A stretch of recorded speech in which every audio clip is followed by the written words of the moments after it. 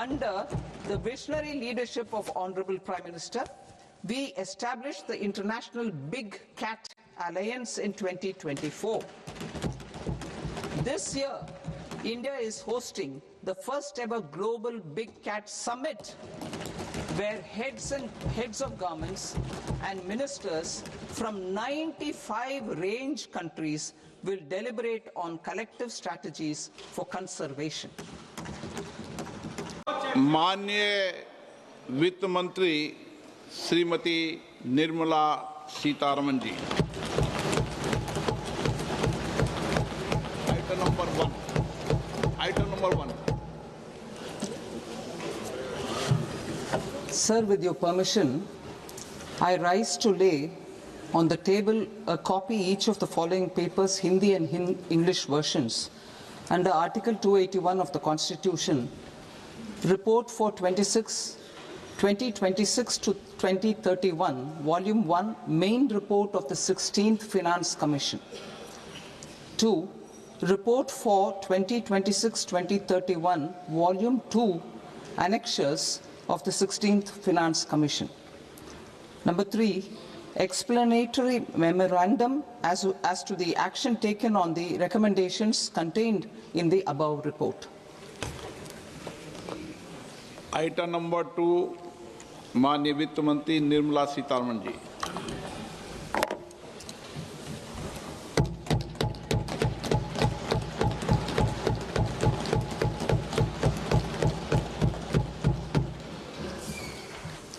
Honorable Speaker, sir, on the sacred occasion of Magh Purnima and the birth anniversary of Guru Ravidas, I present the budget for the year 2026-2027.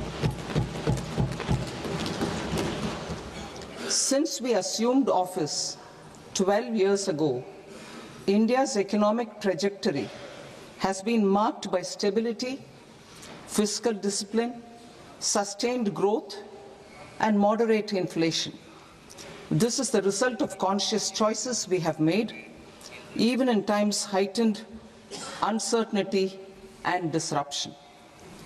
Our government, led by Honorable Prime Minister Modi, has decisively and consistently chosen action over ambivalence, reform over rhetoric, and people over populism. We have pursued far-reaching structural reforms, fiscal prudence and monetary stability, whilst maintaining a strong thrust on public investment.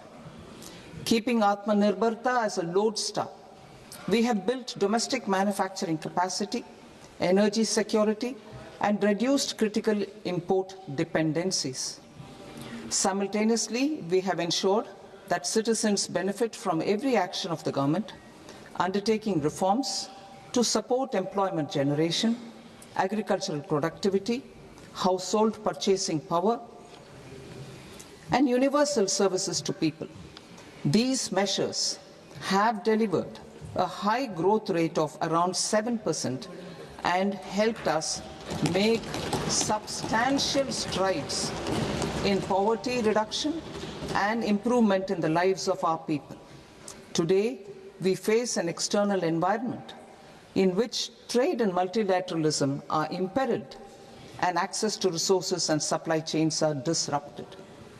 New technologies are transforming production systems while sharply increasing demands on water, energy, and critical minerals. India will continue to take confident steps towards Viksit Bharat, balancing ambition with inclusion. As a growing economy with expanding trade and capital needs, India must also remain deeply integrated with global markets, exporting more and attracting stable long-term investment. As I begin Part A, I want to express my gratitude to the people for standing firmly with us as we forge our way together towards becoming one of the largest economies of the world.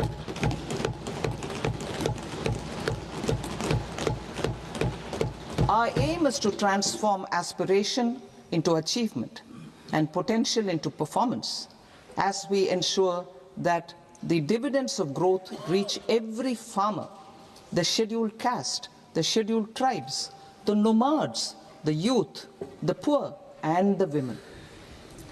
In Vikasit Bharat Young Leaders Dialogue 2026, several innovative ideas were shared with our Prime Minister, which have inspired many of the proposals, making this a unique Yuva Shakti-driven budget.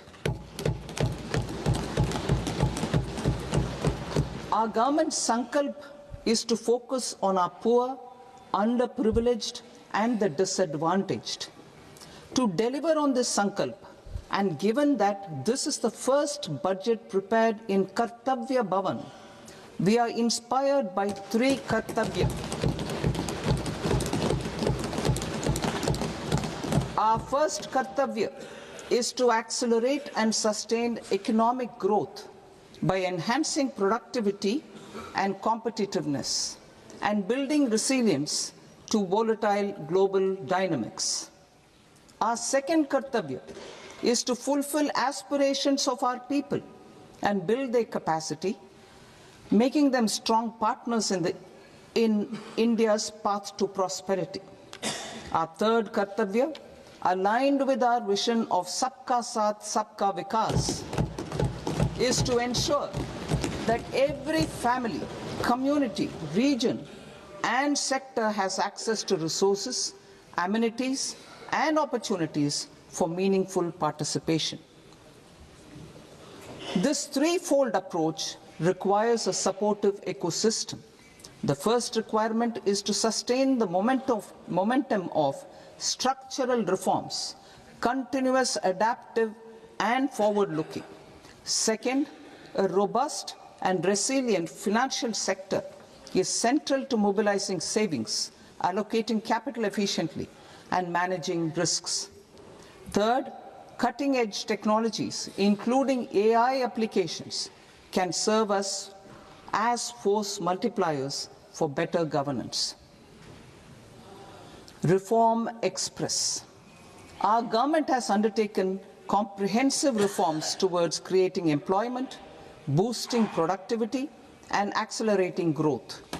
After the Prime Minister's announcement on Independence Day in 2025, over 350 reforms have been rolled out.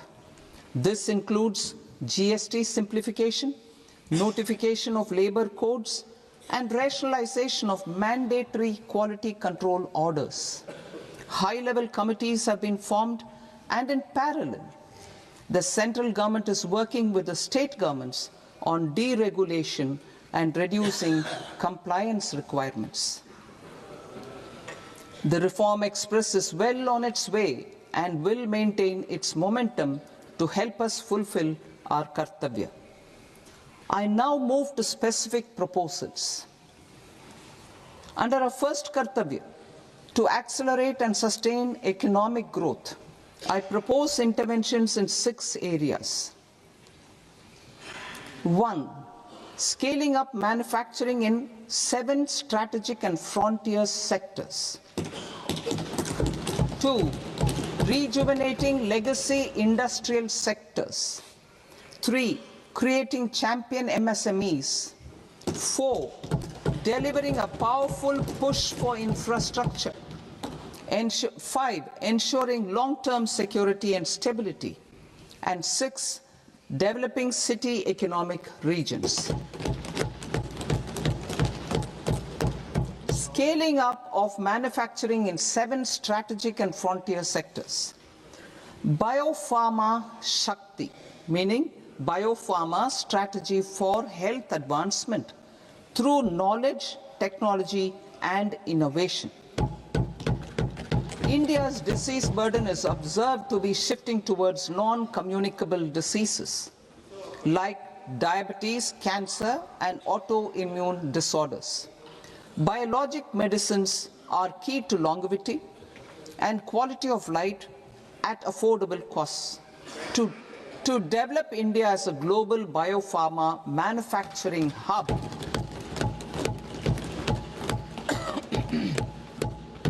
I propose the Biopharma Shakti with an outlay of 10,000 crores over the next 5 years. This will build the ecosystem for domestic production of biologics and biosimilars. The strategy will include a biopharma-focused network with 3 new national institutes of pharmaceutical education and research, popularly known as NIPERs, and upgrading 7 existing ones. It will also create a network of 1,000 accredited India clinical trials sites. We propose to strengthen the Central Drug Standard Control Organization to meet global standards and approve timeframes through and approval timeframes through a dedicated scientific review cadre and specialists.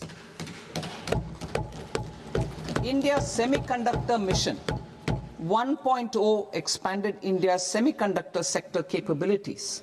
Building on this, we will launch ISM 2.0 to produce equipment and materials, design full-stack Indian IP, and fortify supply chains.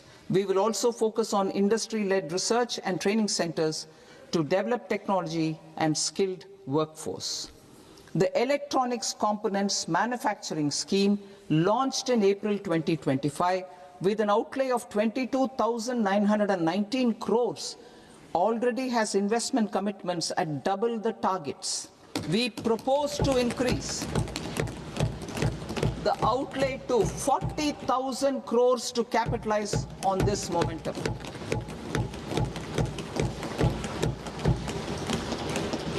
A scheme for rare earth permanent magnets was launched in 2025 November.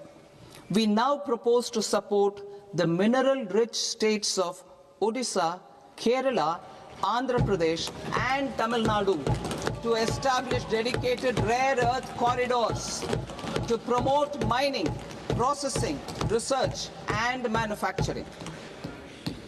To enhance domestic chemical production and reduction import dependency and reduce import dependency, we will launch a scheme to support states in establishing 3 dedicated chemical parks through challenge route on a cluster-based plug-and-play model. Strong capital goods.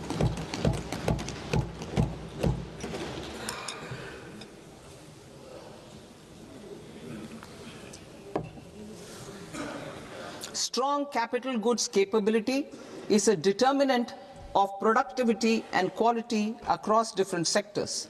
Towards building this capacity, I propose the following.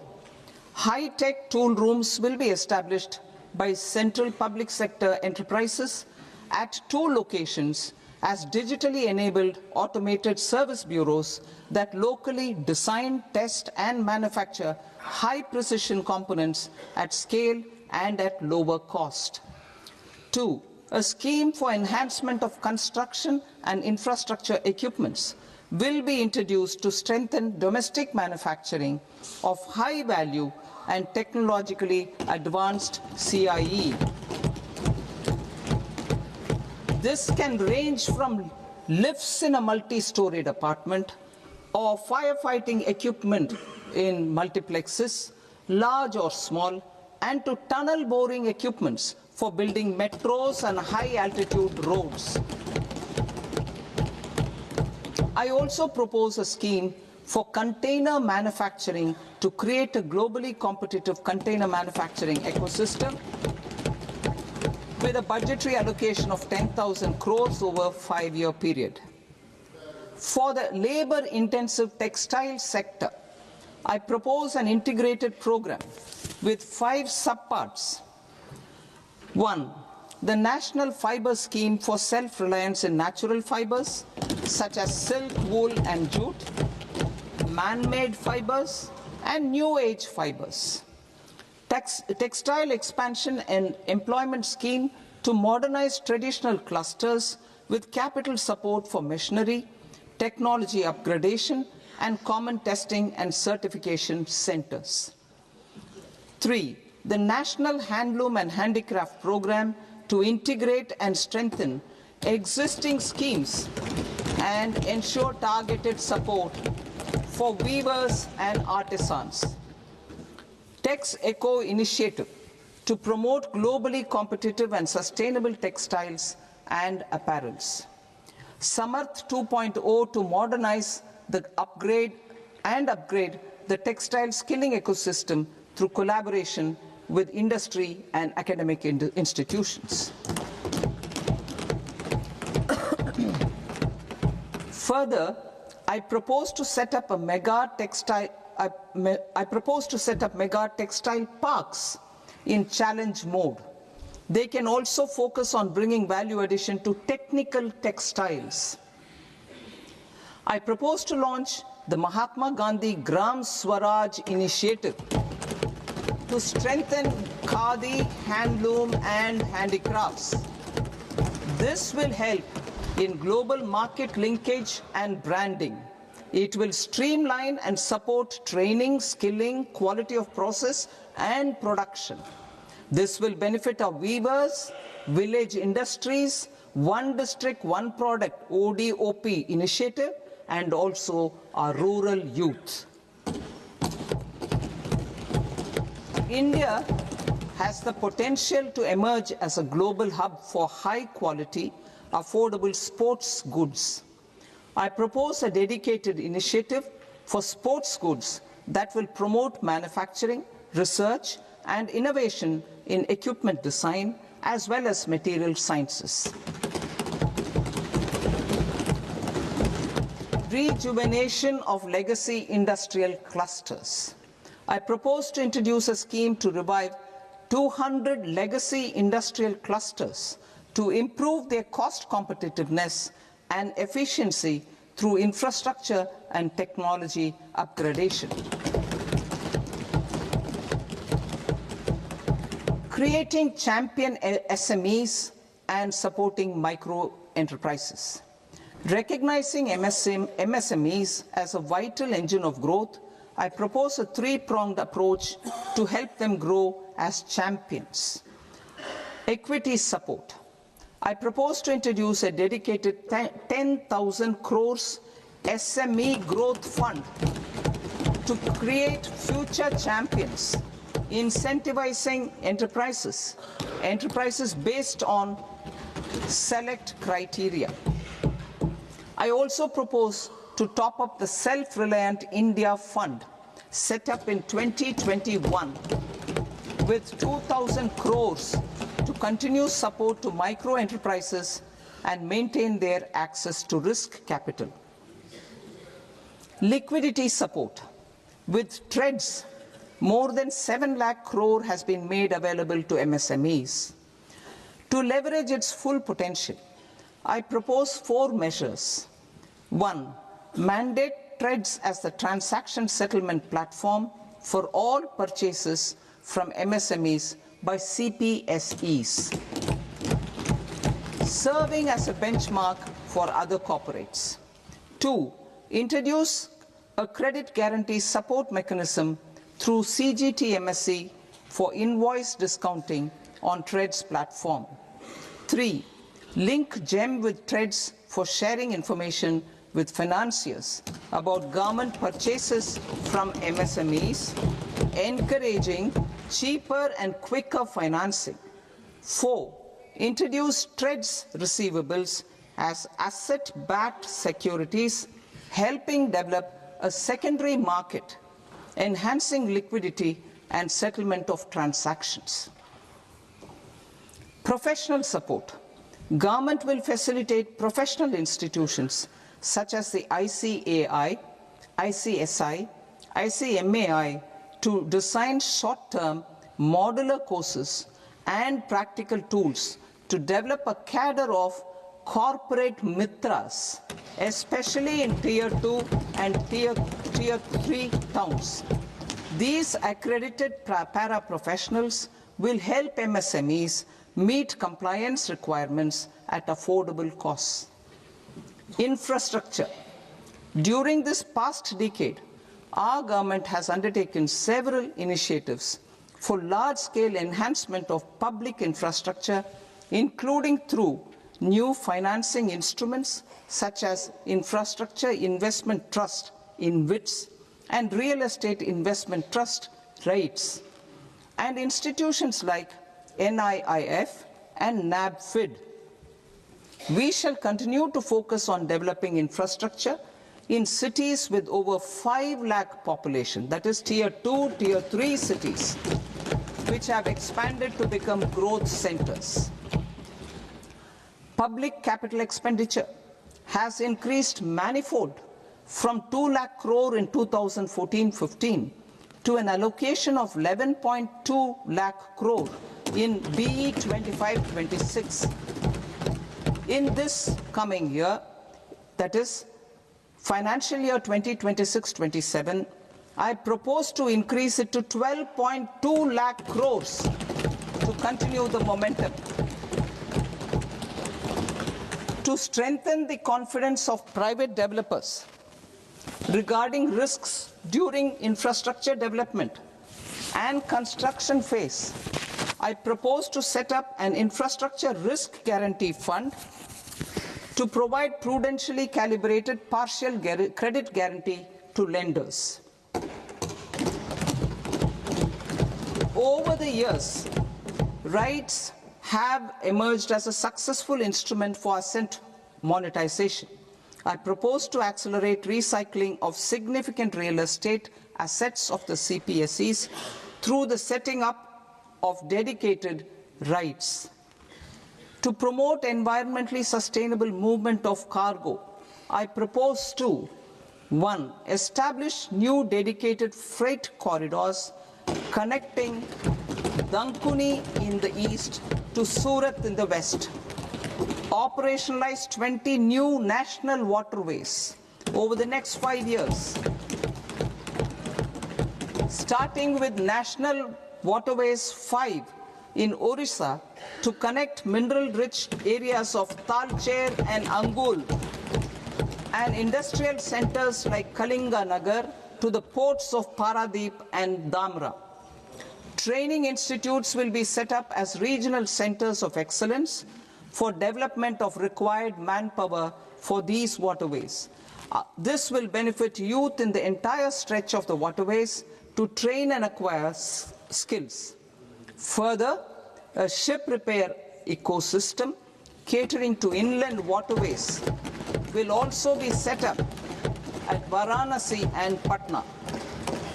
And C, launch a coastal cargo promotion scheme for incentivizing a modal shift from rail to road to increase the share of inland waterways and coastal shipping from 6% to 12% by 2047. To enhance last mile and remote connectivity and promote tourism, I propose to give incentives to indigenize manufacturing of seaplanes. A seaplane VGF scheme will be also introduced to provide support for operations. Carbon capture, utilization and storage. Aligning with the roadmap launched in December 2025, the carbon capture, utilization and storage technologies at scale will achieve higher readiness and in end-use application across 5 industrial sectors, including power, steel, cement, refineries, and chemicals. An outlay of 20,000 crore is proposed over the next 5 years for this purpose. City economic regions. Cities are India's engines of growth, innovation, and opportunities. We shall now focus on Tier 2, Tier 3 cities, and even temple towns, which need modern infrastructure and basic amenities. This budget aims to further amplify the potential of cities to deliver the economic power of agglomerations by mapping city economic regions based on their specific growth drivers. An allocation of 5,000 crore per CER over 5 years is proposed for implementing their plans through a challenge mode with a reform-cum result-based financing mechanism. In order to promote environmentally sustainable passenger systems, we will develop 7 high-speed rail corridors between cities as growth connectors, namely Mumbai to Pune, Pune to Hyderabad, Hyderabad to Bengaluru, Hyderabad to Chennai, Chennai to Bengaluru, Delhi to Varanasi, Varanasi to Siliguri.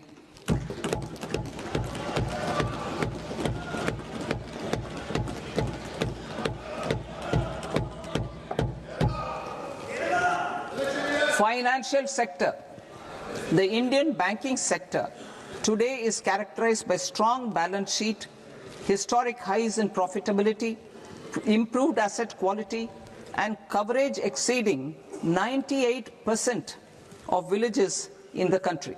At this juncture, we are well placed to futuristically evaluate the measures needed to continue on the path of reform-led growth of this sector. I propose setting up a high-level committee on banking for Vikasit Bharat. High-level committee on banking for Vikasit Bharat to comprehensively review the sector and align it with India's next phase of growth, while safeguarding financial stability, inclusion, and consumer protection. The vision for NBFCs for Vikasit Bharat has been outlined with clear targets for credit disbursement and technology adoption in order to achieve scale and improve efficiency in the public sector NBFCs. As a first step, it is proposed to restructure the Power Finance Corporation and Rural Electrification Corporation. I propose a comprehensive review of the foreign exchange management non-debt instruments rules to create a more contemporary, user-friendly framework for foreign investments consistent with India's evolving economic priorities. Corporate bond market. I propose to introduce a market-making framework with suitable access to funds and derivatives on corporate bond indices. I also propose to introduce total return swaps on corporate bonds. Municipal bonds. To encourage the issuance of municipal bonds of higher value by larger cities, I propose an incentive of 100 crore rupees for a single bond issuance. 100 crore rupees for a single bond issuance of more than 1,000 crore. The current scheme under Amrit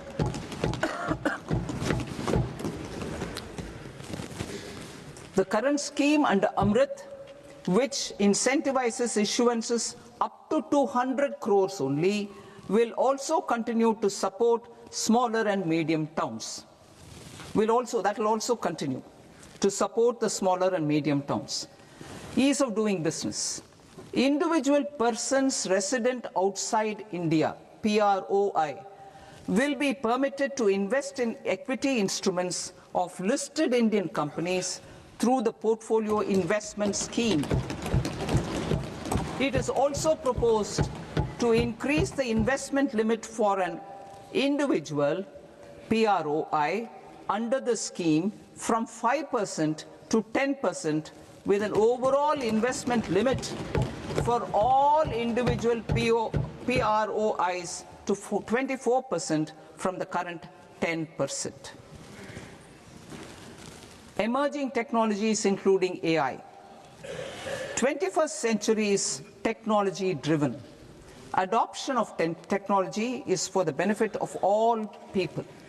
Farmers in the field, women in STEM, youth keen to upskill, and Divyangjan to access newer opportunities. The government has taken several steps to support new technologies through AI Mission, National Quantum Mission, Anusandhan National Research Fund, and Research and Development and Innovation Fund. Our second kartavya is to fulfill aspirations and build capacities. Close to 25 crore individuals have come out of multi-dimensional poverty through a decade of our government's sustained and reform-oriented efforts.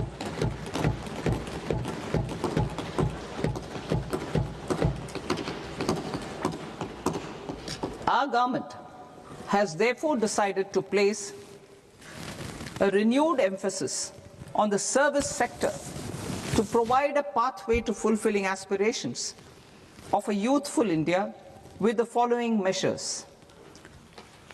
I propose to set up a high-powered Education to Employment and Enterprises Standing Committee to recommend measures that focus on services sector as a core driver of Viksit Bharat. This will make us a global leader in services with a 10% global share by 2047.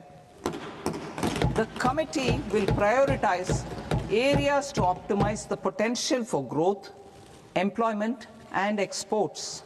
They will also assess the impact of emerging technologies, including AI, on jobs and skill requirements and propose measures thereof.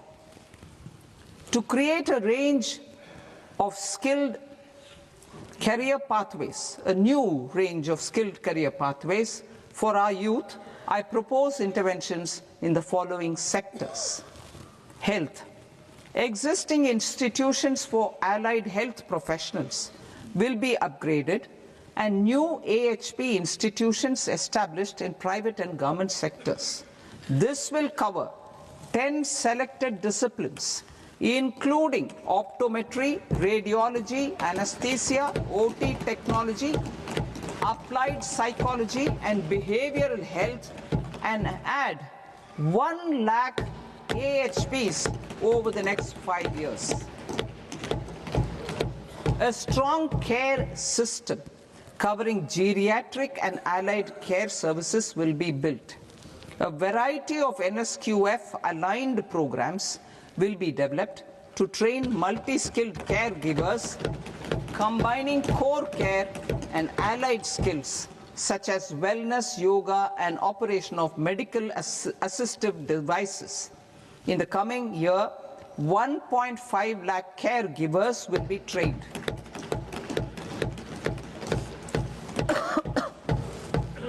Hubs for medical value tourism. To promote India as a hub for medical tourism services, I propose to launch a scheme to support states in establishing 5 regional medical hubs in partnership with the private sector. These hubs will serve as integrated healthcare complexes that combine medical, educational, and research facilities.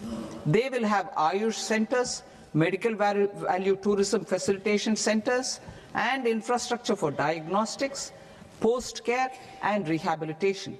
These hubs will provide diverse opportunities, job opportunities for health professionals, including doctors and AHPs. Ancient Indian yoga, already respected in several parts of the world, was given a mass global recognition when Honorable Prime Minister took it to the UN. Post-COVID, Ayurveda gained a similar global acceptance and recognition. Exporting quality Ayurveda products helps farmers who grow the herbs and youth who process the products. To meet growing global demand, a few more steps are being taken. I propose to 1. Set up 3 new All India Institutes of Ayurveda. 2.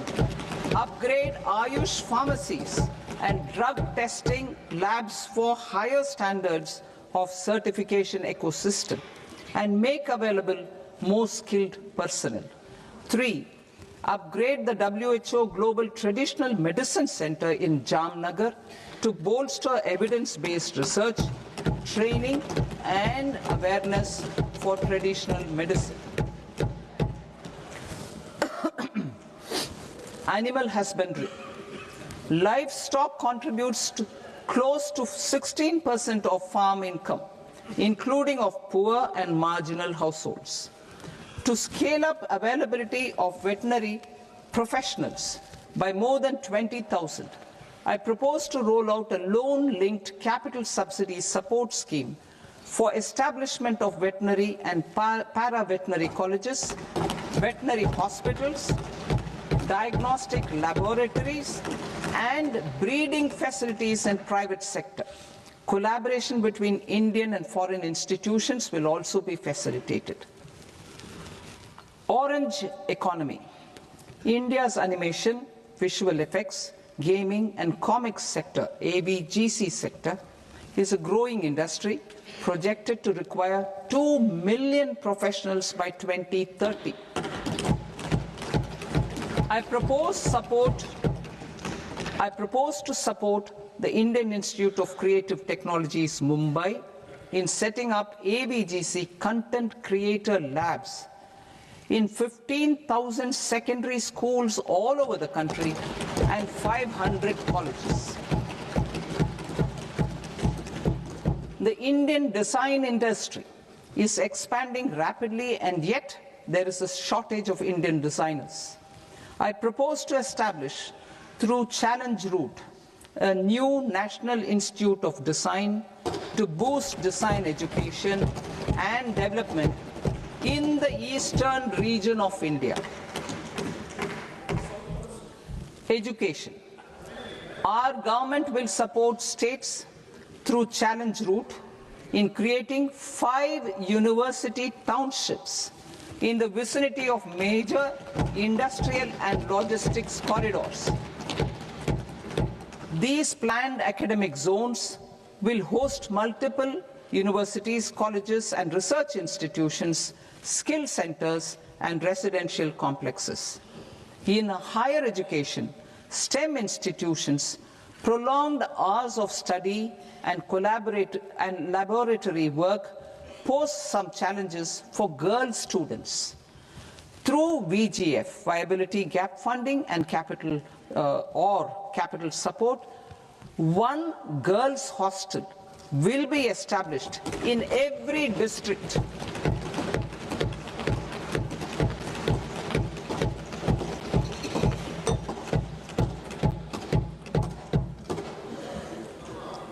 To promote astrophysics and astronomy via immersive experiences, 4 telescope infrastructure facilities will be set up or upgraded. The National Large Solar Telescope, the National Large Optical Infrared Telescope, the Himalayan Chandra Telescope, and the Cosmos 2 Planetarium. Tourism. The tourism sector has the potential to play a large role in the employment generation, forex earnings, and expanding the local economy. I propose to set up a National Institute of Hospitality by upgrading the existing National Council for Hotel Management and Catering Technology. It will function as a bridge between academia, industry, and government.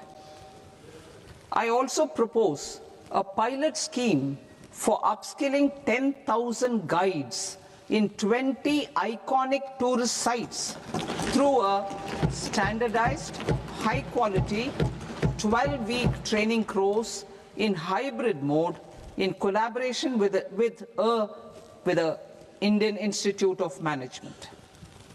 A national destination digital knowledge grid will be established to digitally document all places of significance, cultural, spiritual, and heritage. This initiative will create a new ecosystem of jobs for local researchers, historians, content creators, and technology partners. India has the potential and opportunity to offer world-class trekking and hiking experience.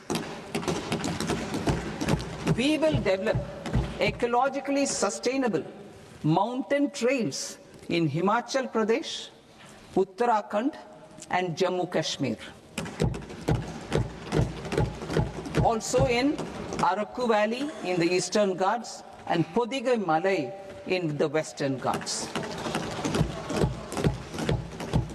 Turtle trails along key nesting sites in the coastal areas of Odisha, Karnataka and Kerala. And 3 bird watching trails along the Pulikat Lake in Andhra Pradesh, Tamil Nadu. It's on the border. Under the visionary leadership of Honorable Prime Minister, we established the International Big Cat Alliance in 2024.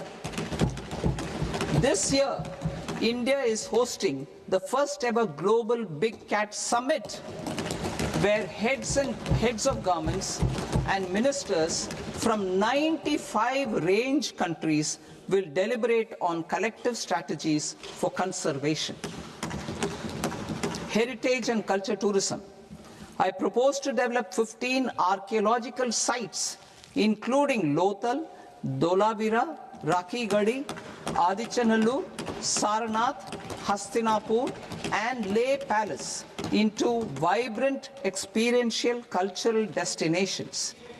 Excavated landscapes will be open to the public through curated walkways.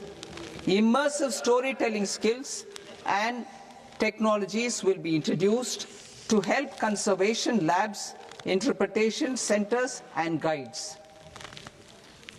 The sports sector provides multiple means of employment, skilling, and job opportunities. Taking forward the systematic nurturing of sports talent, which is set in motion through the Khelo India program earlier, I propose to launch a Khelo India mission to transform the sports sector over the next decade. The mission will facilitate an integrated talent development pathway supported by training centers, which are foundational, intermediate, and elite levels. B, systematic development of coaches and support staff. C, integration of sports science and technology. D, competitions and leagues to promote sports culture and provide platforms. And E, development of sports infrastructure for training and competition. Our third Kartavya aligns with our vision of Sabka Saath, Sabka Vikas towards Vikasit Bharat. This requires targeted efforts for 1, increasing farmer incomes through productivity enhancement and entrepreneurship, with special attention to small and marginal farmers. B, empowering Divyangjan through access to livelihood opportunities, training, and high-quality assistive devices. C, empowering the vulnerable to access mental health and trauma care. D, focus on the Purvodaya states and the Northeast region to accelerate development and employment opportunities. Fisheries. We will undertake initiatives for integrated development of 500 reservoirs and Amrit Sarovars. 2, strengthen the fisheries value chain in coastal areas and enable market linkages involving startups and women-led groups together with fish farmer producer organizations. Animal husbandry. To provide quality employment opportunities in rural and peri-urban areas, we will support the animal husbandry sector in entrepreneurship development through A, credit-linked subsidy program, B, scaling up and modernization of livestock enterprises, C, enhanced creation of livestock, dairy, and poultry enhanced creation of livestock, dairy, and poultry-focused integrated value chains, and D, encourage creation of livestock farmer-producer organizations. High-value agriculture. To diversify farm outputs, increase productivity, enhance farmers' incomes, and create new employment opportunities, we will support high-value crops such as coconut, sandalwood, cocoa, cashew, in the coastal areas, agar trees in northeast, and nuts such as almonds, walnuts, and pine nuts in our hilly regions. These, all of them, will be supported. India is the world's largest producer of coconuts. About 30 million people, including nearly 10 million farmers, depend on coconuts for their livelihood. To further enhance competitiveness in coconut production, I propose a coconut promotion scheme to increase production and enhance productivity through various interventions, including replacing and non-productive trees with new saplings or plants or varieties in major coconut growing states. A dedicated program is proposed for Indian cashew and cocoa to make India self-reliant in raw cashew and coconut production and processing, enhance export competitiveness, and transform Indian cashew and Indian cocoa into premium global brands by 2030. Sandalwood. Sandalwood is closely linked to India's social and cultural heritage. Our government will partner with state governments to promote focused cultivation and post-harvest processing to restore the glory of the Indian sandalwood ecosystem, to rejuvenate old, low-yielding orchards, and expand high-density cultivation of walnuts, almonds, and pine nuts. We will support a dedicated program to enhance farmer incomes and in bringing value addition by engaging youth. Bharat Vistar, that is virtually integrated system to access agricultural resources. I propose to launch Bharat Vistar, a multilingual AI tool that shall integrate the AgriStack portals and the ICAR package on agricultural practices with AI systems. This will enhance farm productivity, enable better decisions for farmers, and reduce risk by providing customized advisory support. She Marts for rural women-led enterprises. Building on the success of Lakpati Didi program, I propose to help women take the next step from credit-linked livelihoods to being owners of enterprises. Self-help entrepreneur, She Marts will be set up as community-owned retail outlets within the cluster-level federations through enhanced and innovative financing instruments. Empowering Divyangjan. Divyangjan Kaushal Yojana. Information technology, AVGC sectors, hospitality and food and beverages sectors often offer task-oriented and process-driven roles which are suitable for Divyangjan. We will ensure dignified livelihood opportunities through industry-relevant and customized training specific to each Divyangjan group. Divyang Sahara Yojana. Timely access to high-quality assistive devices for all eligible Divyangjan is a fundamental need. I propose to 1. Support the Artificial Limbs Manufacturing Corporation of India, ALIMCO, to set up and to scale up production of assistive devices, invest in R&D and AI integration, strengthen PM Divyasha Kendras, and support setting up of assistive technology marts as modern retail style centers where Divyangjan and senior citizens can see, try and purchase assistive products. Reaffirming our commitment to mental health and trauma care.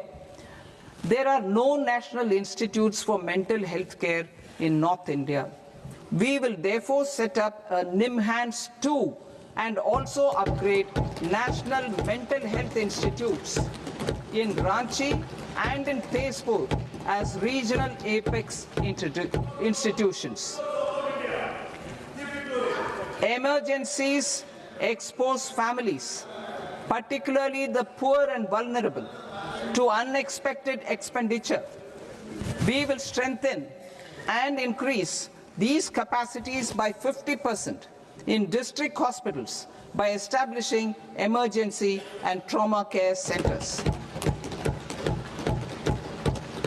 Focus on Purvodaya states and northeastern regions. Purvodaya, I propose the development of an integrated East Coast industrial corridor with a well-connected node at Durgapur, creation of 5 tourism destinations in 5 Purvodaya states, and the provision of 4,000 e-buses. Buddhist sites in northeastern region. The northeastern region is a civilizational confluence of Theravada and Mahayana or Vajrayana traditions. I propose to launch a scheme for development of Buddhist circuits in Arunachal Pradesh, Sikkim, Assam, Manipur, Mizoram, and Tripura. The scheme will cover preservation of temples and monasteries, pilgrimage interpretation centers, connectivity, and pilgrim amenities. 16th Finance Commission. On 17th November 2025, the 16th Finance Commission submitted its report to the President. As mandated under Article 281 of the Constitution, the government is to lay the report along with the explanatory memorandum on the action taken report on the recommendations of the Commission in Parliament, which, Sir, Honourable Speaker, you've allowed me to do at the commencement of this session. The government has accepted the recommendation of the Commission to retain the vertical share of devolution at 41%. As recommended by the Commission, I have provided 1.4 lakh crores of rupees to the states for the year 2026-2027 as Finance Commission grants. These include rural and urban local body and disaster management grants. Fiscal consolidation. Government has been delivering on our fiscal commitments consistently without compromising on social needs. To strive towards accepted standards of fiscal management in Budget 25-26, I had indicated that the central government would target reaching a debt to GDP ratio of 50 plus or minus 1% by 2030-31.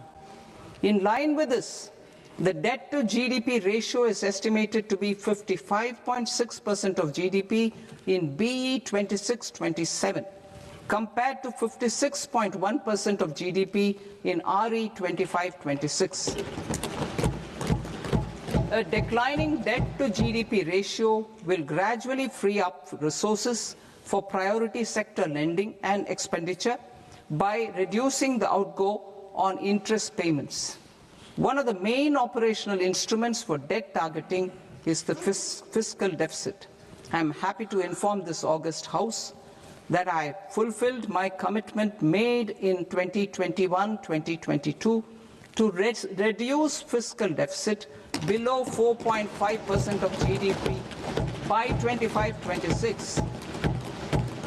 In RE 25-26, the fiscal deficit has been estimated at par with BE of 2025-26 at 4.4% of GDP. In line with the new fiscal prudence path of debt consolidation, the fiscal deficit in BE 26-27 is estimated to be 4.3% of the GDP.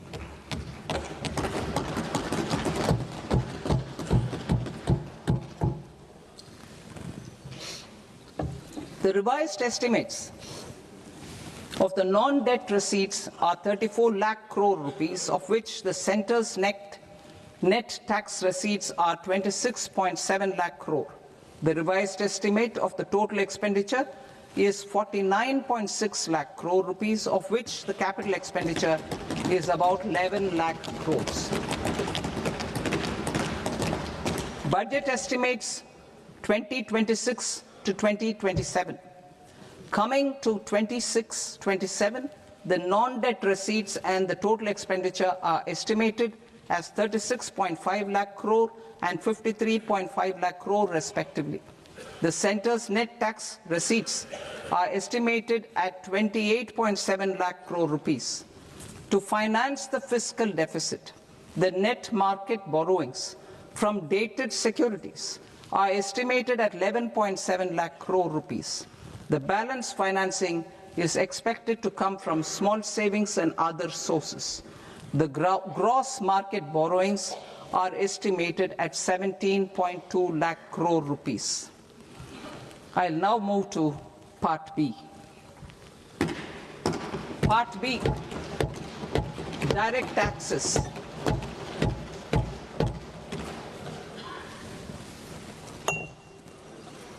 Honorable Speaker, sir, I now present my proposals on direct taxes.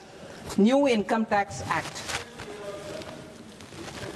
In July 2024, I announced a comprehensive review of the Income Tax Act 1961. This was completed in a record time, and the Income Tax Act 2025 will come into effect from 1st April 2026. The simplified income tax rules and forms will be notified shortly, giving adequate time to taxpayers to acquaint themselves with its requirements. The forms have been redesigned such that ordinary citizens can comply without difficulty. Ease of living. I propose that any interest awarded by the Motor Accident Claims Tribunal to a natural person will be exempt from income tax, and any TDS on this account will be done away with. I propose to reduce TCS rate on the sale of overseas tour program package from the current 5% and 20% to 2% without any stipulation of amount. I propose to reduce TCS rate for pursuing education and for medical purposes under the Liberalized Remittance Scheme, popularly known as LRS, from 5% to 2%.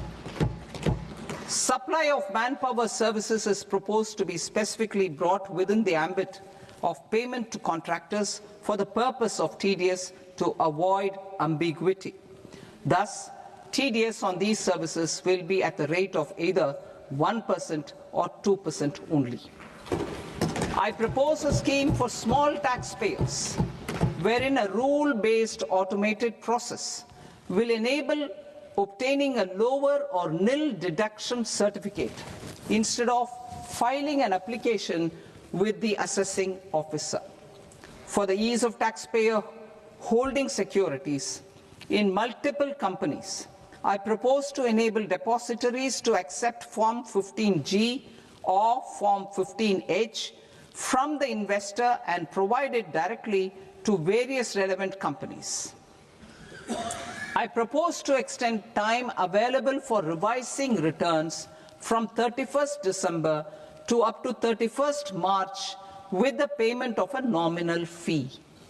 I also propose to stagger the timeline for filing of tax returns. Individuals with ITR 1 and ITR 2 returns will continue to file till 31st July, and non-audit business cases or trusts are proposed to be allowed time till 31st August. TDS on sale of immovable property by a non-resident is proposed to be deducted and deposited through resident buyers and his or her PAN-based challan instead of requiring a TAN, which is a temporary accounting number. To address practical issues of small taxpayers like students, young professionals, tech employees, relocated NRIs, and such others, I propose to introduce a one-time 6-month foreign asset disclosure scheme for these taxpayers to disclose income or assets below a certain size. This scheme would be applicable for two categories of taxpayers, namely A, who did not disclose their overseas income or assets, and B, who disclosed their overseas income and or paid due tax but could not declare the asset acquired. For category A, the limit of undisclosed income or asset is proposed to be up to 1 crore rupees. They need to pay 30% of fair market value of asset or 30% of undisclosed income as tax and 30% as additional income tax in lieu of penalty, and would thereby get immunity from prosecution. For category B, asset value is proposed to be up to 5 crore rupees. Here, immunity from both penalty and prosecution will be available with a payment of fee of 1 lakh rupees. Rationalizing penalty and prosecution. Multiplicity of proceedings are hindrance to the ease of doing business. I propose to integrate assessment and penalty proceedings by way of a common order for both. There will be no interest liability on the taxpayer on the penalty amount for the period of appeal before the first appellate authority, irrespective of the outcome of appeal process. Further, quantum of prepayment is being reduced from 20% to 10% and will continue to be calculated only on core tax demand. As an additional measure for reducing litigation, I propose to allow taxpayers to update their returns even after reassessment proceedings have been initiated, and an additional 10% tax rate over and above the rate applicable for the relevant year. The assessing officer will then use only this updated return in his proceedings. There is already a framework for immunity from penalty and prosecution in the cases of underreporting. I propose to apply this framework for immunity to misreporting too. However, in such a case, the taxpayer will need to pay 100% of the tax amount as an additional income tax over and above the tax and interest due.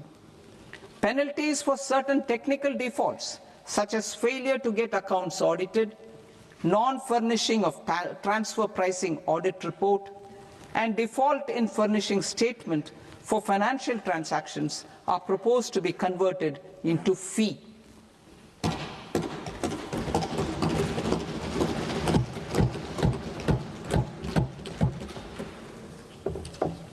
I propose to rationalize prosecution framework under Income Tax Act while maintaining a careful balance for deterrence in some serious offence.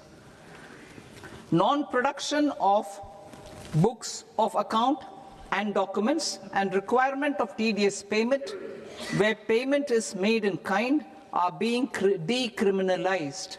Further, minor offences will attract fine only.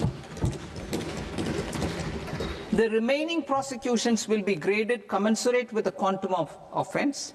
They will entail only simple imprisonment with maximum imprisonment reduced to 2 years and power to courts to convert even those into fines. There is no penalty. There is no penalty presently for non-disclosure of non-immovable foreign assets with aggregate value less than 20 lakh rupees. I propose to also provide them with immunity from prosecution with retrospective effect from 1/10/2024.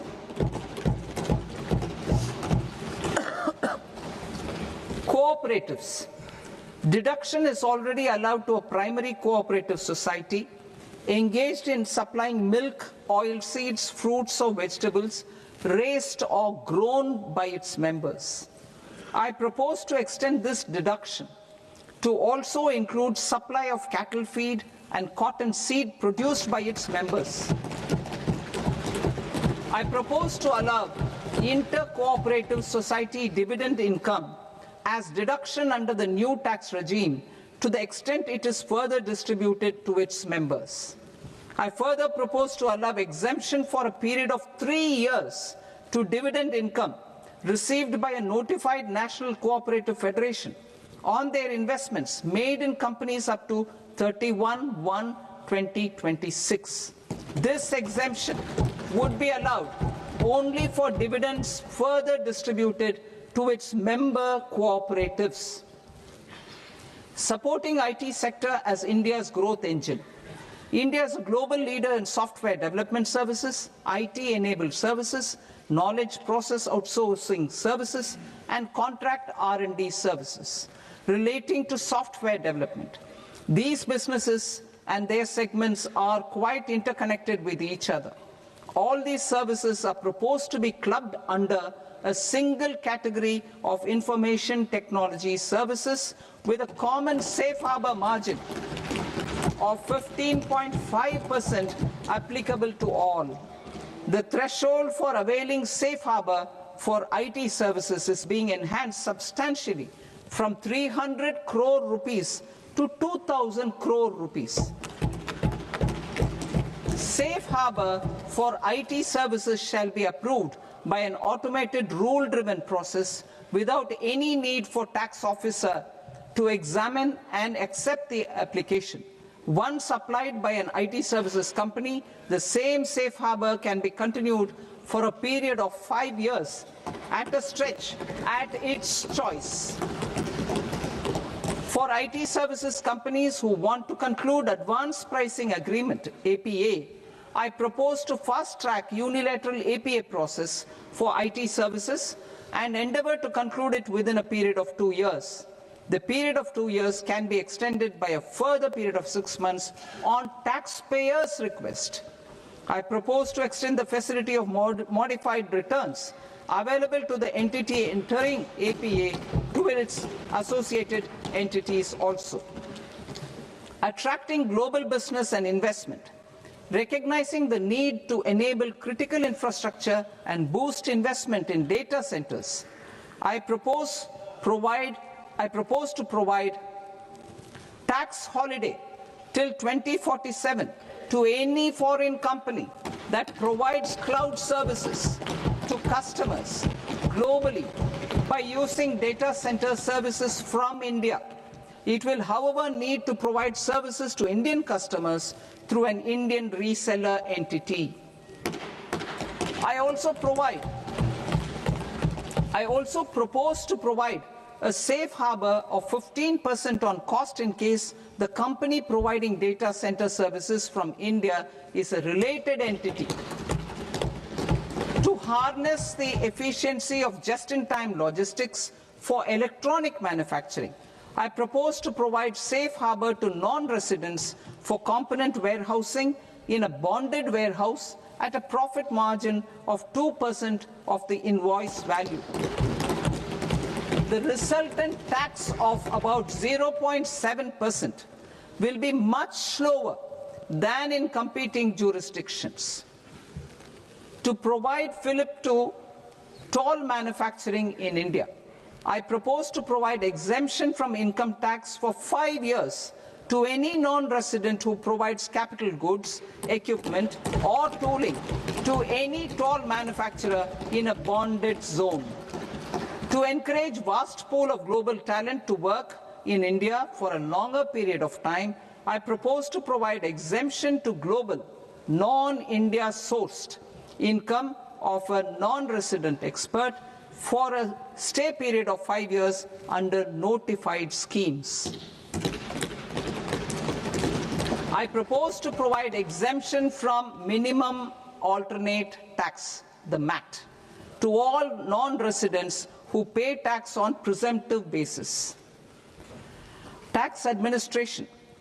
I propose to constitute a joint committee of Ministry of Corporate Affairs and Central Board of Direct Taxes for incorporating the requirements of income computation and disclosure standards, the ICDS, in the Indian Accounting Standards, IND AS itself. Separate accounting requirement based on ICDS will be done away with from the tax year 27-28. To support Prime Minister Modi's vision of homegrown accounting and advisory firms to become global leaders, I propose to rationalize the definition of accountant for the purposes of safe harbor rules. Other tax proposals.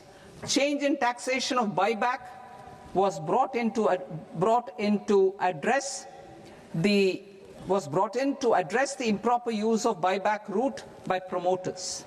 In the interest of minority shareholders, I propose to tax buyback for all types of shareholders as capital gains. However, to disincentivize misuse of tax arbitrage, promoters will pay an additional buyback tax. This will make effective tax 22% for corporate promoters. For non-corporate promoters, the effective tax will be 30%. TCS rate for sellers of specific goods, namely alcoholic liquor, scrap and minerals, will be rationalized to 2%, and that on tendu leaves will be reduced from 5% to 2%. I propose to raise the STT on futures to 0.05% from the present 0.02%. STT on options premium and exercise of options are both proposed to be raised to 0.15% from the present rate of 0.1% and 0.125% respectively. We reformed the taxation landscape for corporates in 2019 by providing them a simplified regime with lower tax rate so that they could productively focus on business rather than on claim of deductions and exemptions. To encourage companies to shift to the new regime, set off of brought forward MAT credit, minimum alternate tax credit, is proposed to be allowed to companies only in the new regime. Set off using available MAT credit is proposed to be allowed to an extent of 1/4 of the tax liability in the new regime. MAT is proposed to be made final tax, so there will be no further credit accumulation from 1st April 2026. In line with this change, the rate of final tax is being reduced to 14% from the current MAT rate of 15%. The brought forward MAT credit of taxpayers accumulated till 30th March 2026 will continue to be available to them for set off as above. Indirect taxes. I shall now take up proposals related to indirect taxes. My proposals for customs and central excise aim to further simplify the tariff structure, support domestic manufacturing, promote export competitiveness, and correct inversion in duty. To continue weeding out long continuing customs duty exemptions, I propose to remove certain exemptions on items which are being manufactured in India or where the imports are negligible. Similarly, to further simplify the process of ascertaining the rate of duty applicable on a particular item, I propose to incorporate certain effective rates in various customs notifications to the tariff schedule itself. I shall now take up sector-specific proposals. Promotion of exports of marine, leather, and textile products. I propose to increase the limit for duty-free imports of specified inputs used for processing seafoods for export from the current 1% to 3% of FOB value of the previous year's export turnover. I also propose to allow duty-free imports of specified inputs which is currently available for exports of leather or synthetic footwear, to exports of shoe uppers as well.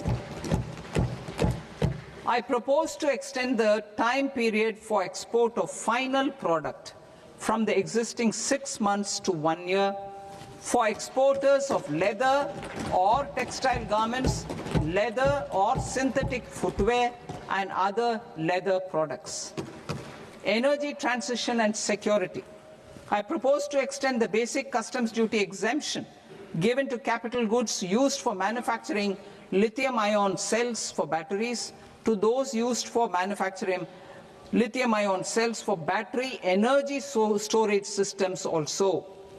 I propose to exempt basic customs duty on import of sodium antimonate for use in manufacture of solar glass. Nuclear power. I propose to extend the existing basic customs duty exemption on imports of goods required for nuclear power projects till the year 2035 and expand it for all nuclear plants irrespective of their capacity. Critical minerals.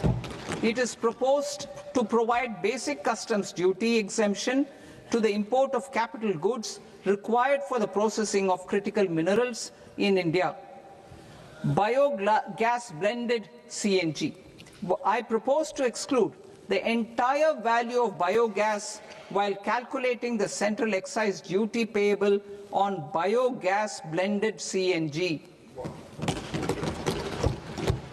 Civil and defense aviation. I propose to exempt basic customs duty on components and parts required for the manufacture of civilian training and other aircrafts. It is proposed to exempt basic customs duty on raw materials imported for the manufacture of parts of aircraft to be used in maintenance, repair, or overall requirements by units in the defense sector. Electronics. To deepen value addition in the consumer electronics sector, I propose to exempt basic customs duty on specified parts used in the manufacture of microwave ovens. Special economic zone. To address the concerns arising about utilization of capacity by manufacturing units in the special economic zones due to global trade disruptions, I propose as a special one-time measure to facilitate sales by eligible manufacturing units in SEZs to the domestic tariff area at concessional rates of duty. The quantity of such sales will be limited to a prescribed proportion of their exports. Necessary regulatory changes will be undertaken to operationalize the measures while ensuring level playing field for the units working in the DTA. Ease of living. To rationalize the customs duty structure for goods imported for personal use, I propose to reduce the tariff rate on all dutiable goods imported for personal use from 20% to 10%.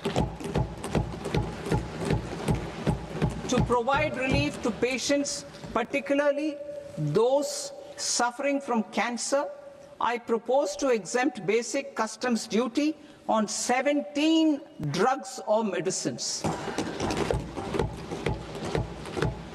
I propose also to add 7 more rare diseases for the purposes of exempting import duties on personal imports of drugs, medicines, and food for special medical purposes used in their treatment. Customs process.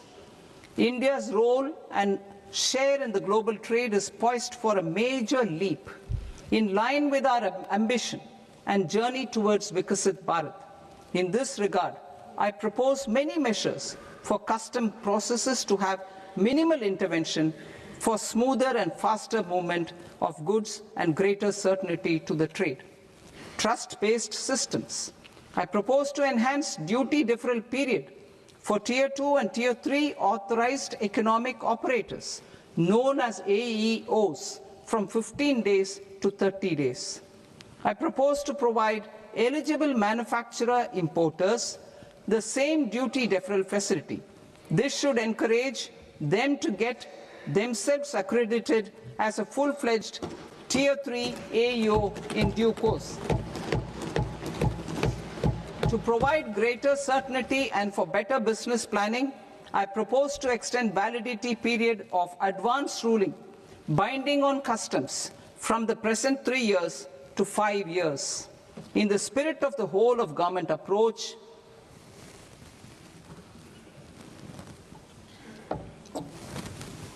government agencies will be encouraged to leverage AEO accreditation for preferential treatment in clearing their cargo. Regular importers with trusted long-standing supply chains will be recognized in the risk system so that the need for verification of their cargo every time can be minimized. Export cargo using electronic sealing. Export cargo using electronic sealing will be provided through clearance from the factory premises to the ship. For import of goods not needing any compliance, filing of bill of entry by a trusted importer and arrival of goods will automatically notify customs for completing their clearance formalities. This will enable goods to be released immediately on arrival. The customs warehouse framework will be transformed into a warehouse operator-centric system with a self-declarations, electronic tracking, and risk-based audit. These reforms will move away from the current system of officer-dependent approvals and reduce transaction delays and compliance costs. Ease of doing business. Approvals required for cargo clearance from various government agencies will be seamlessly processed through a single and interconnected digital window by the end of the financial year.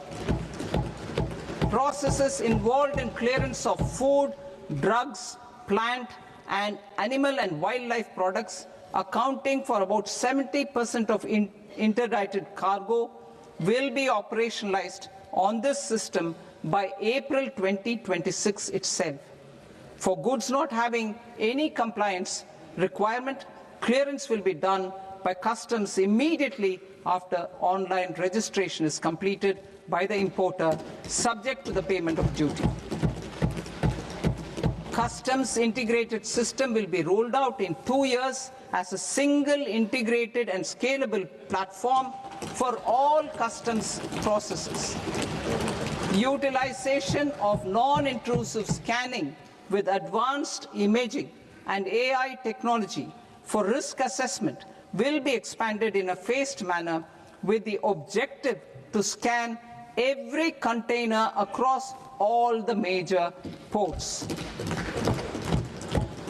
New export opportunities to support Indian fishermen to fully harness the economic value of marine resources beyond our territorial waters. The following measures will be taken. A. Fish catch by an Indian fishing vessel in exclusive economic zone or on the high seas will be made free of duty. Landing of such fish on foreign port will be treated as export of goods. Safeguards will be put in place to prevent misuse during fish catch, transit, or transshipment. To support aspirations of India's small businesses, artisans, and startups to access global markets through e-commerce, I am pleased to announce complete removal of the current value cap of 10 lakh rupees per consignment on courier exports. In addition, handling of rejected and returned consignments will be improved with effective use of technology for identifying such consignments. I propose to revise provisions governing baggage clearance during international travel to address genuine concerns of passengers. The revised rules will enhance duty-free allowances in line with the present-day travel realities and provide clarity in temporary carriage of goods brought in or taken out. There are honest taxpayers who are willing to settle disputes by paying all their dues, but they get deterred due to negative connotation associated with penalty. They will now be able to close cases by paying an additional amount in lieu of penalty. Honorable Speaker, sir, with this, I commend the budget to this august House. Jai Hind.